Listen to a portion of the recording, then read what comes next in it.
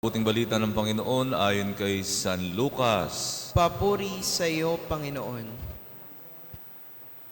Noong panong iyon, sinabi ni Jesus sa isa sa mga tao, Guro, utos nga po ninyo sa kapatid ko na ibigay sa akin ang bahagi ko sa aking mana. Sumagot siya, Ginoo, sino naglagay sa akin bilang hukom o tagapaghari ng mana ninyo? At sinabi niya sa kanilang lahat, Mag-ingat kayo sa lahat ng uri ng kasakiman, sapagkat ang buhay ng tao ay wala sa laki ng kayamanan. At pagtapos ay isinaysay ni Jesus ang talinghagang ito. Ang bukiri na isang mayaman ay umani ng sagana, kaya't nasabi niya sa sarili, Anong gagawin ko? Wala na akong paglagyan ng aking ani. Gigibayin ko ang aking mga kamalig at magtatayo ako ng lalong mas malaki. Doon ko ilalagay ang aking ani at ari-arian at sasabihin ko sa aking sarili, Ayan, marami na akong ari-arian. Hindi na ako kukulangin habang buhay. Kaya't mamamahinga na lamang ako, kakain, inom at magsasaya. Ngunit sinabi sa kanya ng Diyos, Hangal! Sa gabing ito, babawian ka ng buhay. Kanino mapupunta ang mga bagay na inihanda mo? Ganyan ang sasapitin na nagtitipon ng kayamanan para sa sarili, ngunit dukha naman sa paningin ng Diyos.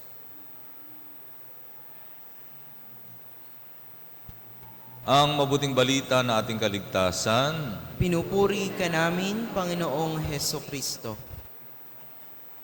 sabi ng Panginoon sa Ebanghelyo, mag-ingat kayo sa lahat ng uri ng kasakiman, no? Kasakiman, greed.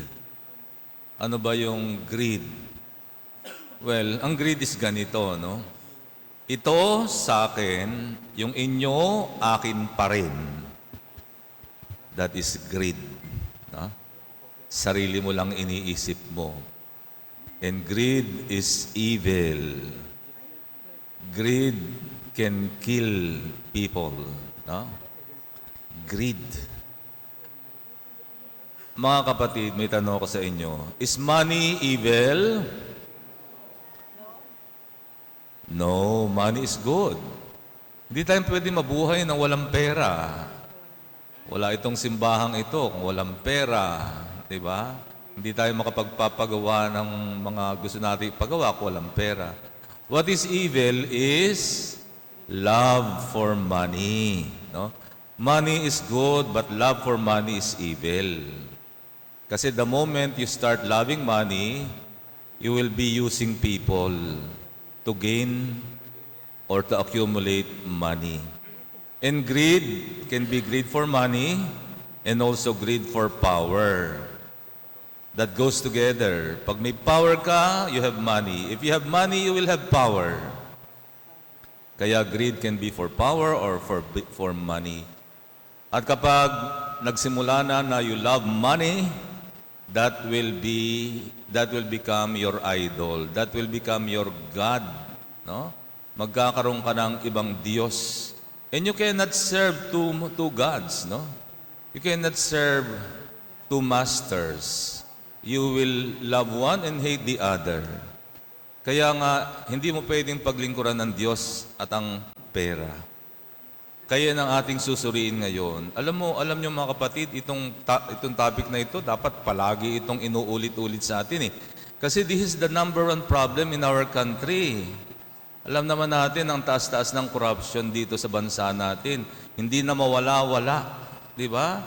Ilang presidente na ang nagpasalin-salin, palagi na lang korupsyon. At ang alam natin ng korupsyon, yung pondo ng bayan napupunta lamang sa mga nasa kapangyarihan. Greed. Kasakiman ang dahilan kung bakit may mga bumabagsak na tulay kahit na bagong gawa. Di ba?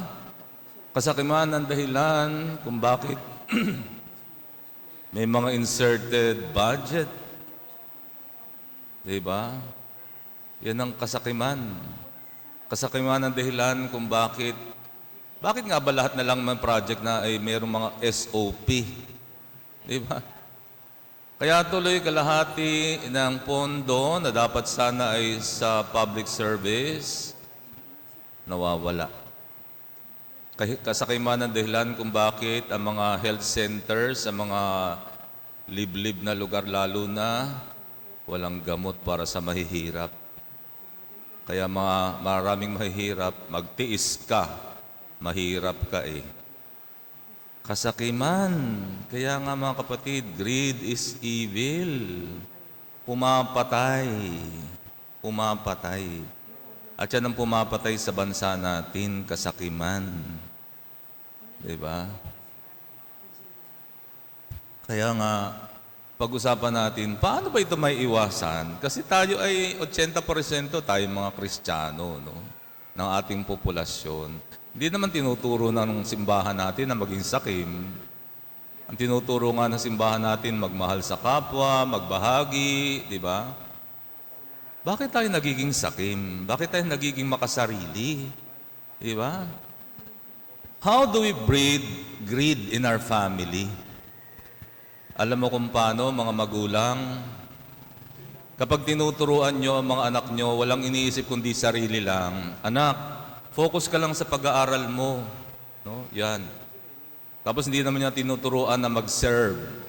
Kasi alam niyo mga kapatid, teaching your children how to serve. To serve is to do good for others. Yun ang simple meaning ng service. To do good for others. When you are serving, you are thinking not yourself but other people. And that should start in your family. Yung bang simple na, anak, maghugas ka man ng plato. Anak, maglinis ka naman ng bahay. Simple. Kala nyo walang kahulugan yon, pero hindi nyo alam, basic yun eh. Tinuturuan nyo yung mga anak nyo na gumawa ng something good for others. And that is called service. Very simple. Very basic. Paano nyo patuturuan ng mga kabataan how not to be greedy? How not to be selfish? Alam niyo mga kapatid, it's good to focus on their education, but tandaan natin, your children are educated not only in classrooms. Life should educate your children. And part of that bigger part of education is how to care for other people. And how will you teach your children to have that concern for other people? Let them join mga organizations that are civic, doing social service. Kung kayo ay pamilyang nakaririwasa, you should expose your children to families who are less fortunate, who are poor. Kaya nga mga kapatid, let them join mga church organization who are going out for social service, or civic organization who are going out for social service. Kinakailangan magkaroon na inyong mga anak ng social consciousness, social awareness, malasakit sa ibang tao. Kinakailangan merong consciousness for others. Otherwise, ang mga anak nyo ay tuturuan nyo lamang ng maging makasarili.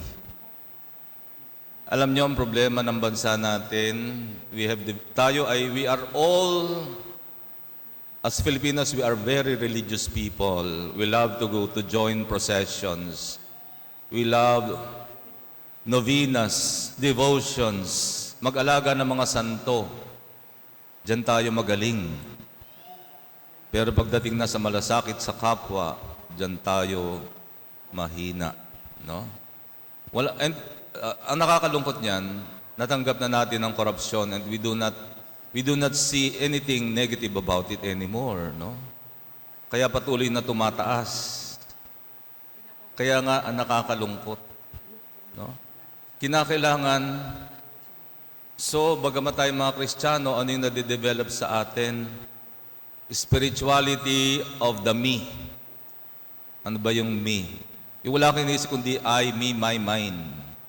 Instead of the spirituality of the me, ang ituro natin sa ating mga kabataan is spirituality of the we.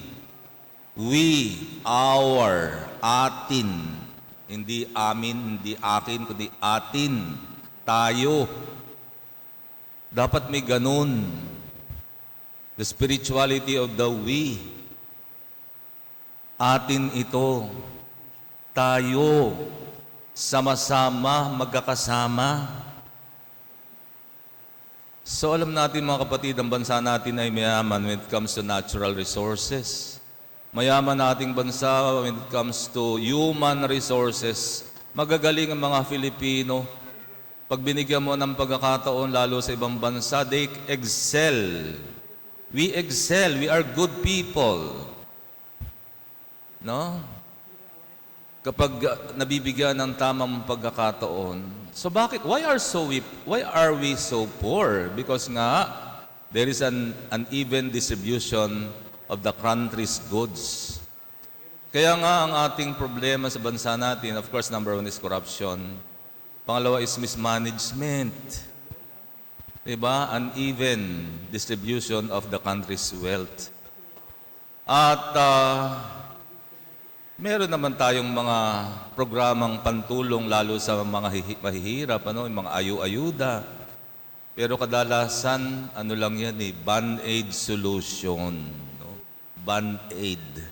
Hindi pang matagalang solusyon. Alam nyo, ang tamang distribution is not equality but equity. Equality yung, halimbawa, panahon ng baha. Lahat bibigyan, tigo 1,000. Lahat, mayaman, mahirap, 1,000. Alam naman natin, magkakaiba naman ang sitwasyon at pangailangan ng tao. Yung mga mayayaman, di naman kailangan yung 1,000. Sa mga mahihirap, kulang yun. No? Yung bang ganun? Kaya ang tunay na pagdamay, kung tutusin, kung damay ang ating iniisip, dapat ay equity. Sa mga taong mas nangangailangan, sila yung dapat na mas tulungan. At yung mga taong nakaririwasa, dapat matutong magbahagi. No? So dito lamang mga kapatid, no? Sa ating simbahan, alam niyo mga kapatid, isa sa paraan para matukoy niyo sa sarili mo, am I greedy? Am I greedy? Ang isang taong greedy, yung may ugaling tiyane. Alam niyo yung tiyane? Yung tweezer, yung hirap na hirap bumunot ng pera. Hirap na hirap. Parang tinatsani yung pera bago lumabas. Lalo na kung for charity or, di ba, for social service or for social work. Pero kung bumili ng mga signature bag, di ba? Kung kumain sa mga 5-star hotel, 5,000 per meal, hindi siya nagtsatsani. Pero kung para sa iba, para sa mahihirap, para sa social service, para sa simbahan, di ba? Alam niyo mga kapatid, malapit na ating pagdiriwang ng ating solemn declaration of our church as a national shrine. Bahagi tayo ng simbahang ito. We are one big family. Ang tanong, meron ka na bang ambag? Hindi ba dapat may ambag ka? Kung bahagi ka ng pamilyang ito, di dapat may ambag ka. Di ba? You're being blessed by God. How do you return God that blessing? Only just a portion of just. Di ba? Ang mahirap sa atin, halimbawa ngayon sa atin, I'm sure iba-iba naman kayo ng katayuan sa buhay. Some are rich, some are not. Pero bakit ganun? Pagdating sa love offering, sa pag-aalay, pare-parehong tig 20 pesos lang binibigay nyo. Di ba? Yun lang makikita mo na eh. Doon lang makikita mo na. Pag sa simbahan, sinatsani. Tsani. Di ba? Binubunot, hirap na hirap, bumunot. Kaya nga po mga kapatid, we can see greed in so many ways. Now, in many aspects of our life, we can see greed. And sadly, greed can start in the family. Mga magulang, huwag nating turuan ang mga anak natin na maging maluho. Kasi kapag mga maluho, yung bata pa sila, pinapalaki nyo na lahat ng mga top of the line na gadget, mga signature, bags and dresses. Natural, tataas ang lifestyle niyan. And your children will be craving for much money. Di ba?